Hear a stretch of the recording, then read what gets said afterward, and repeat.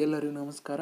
ಮಾಹಿತಿ ಮಿತ್ರ ಕನ್ನಡ ಯೂಟ್ಯೂಬ್ ಚಾನಲ್ಗೆ ಸ್ವಾಗತ ಸುಸ್ವಾಗತ. ಎಲ್ಲರೂ ದಯವಿಟ್ಟು ಚಾನಲನ್ನು ಸಬ್ಸ್ಕ್ರೈಬ್ ಮಾಡ್ಕೊಳ್ಳಿ. ಮುಂದಿನ ವಿಡಿಯೋ ನೋಟಿಫಿಕೇಷನ್ಗಾಗಿ ತಪ್ಪದೇ ಬೆಲ್ ಐಕಾನನ್ನು ಕ್ಲಿಕ್ ಮಾಡಿ.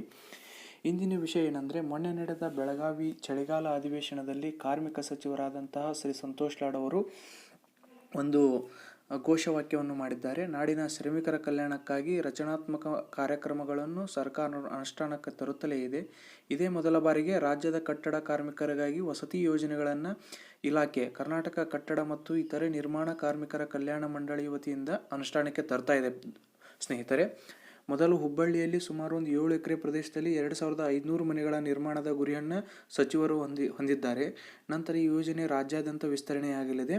ಇನ್ನೇನು ನಕಲಿ ಲೇಬರ್ ಕಾರ್ಡನ್ನು ಹೊಂದಿರತಕ್ಕಂತಹ ಒಂದು ಬಳಕೆದಾರ ಏನಿದ್ದಾರೆ ಅವರ ನಿರ್ಮೂಲನೆಯನ್ನು ಸಂತೋಷ್ ಲಾಡ್ ಅವರು ನಿರಂತರವಾಗಿ ಮಾಡ್ತಾ ಇದ್ದಾರೆ. ನೀವು ಚೆನ್ನಾಗಿ ಅರ್ಹ ಫಲಾನುಭವಿಗಳಿದ್ದರೆ ಒಂದು ಮನೆ ಸದುಪಯೋಗ ಪಡಿಸಿಕೊಳ್ಬೋದು.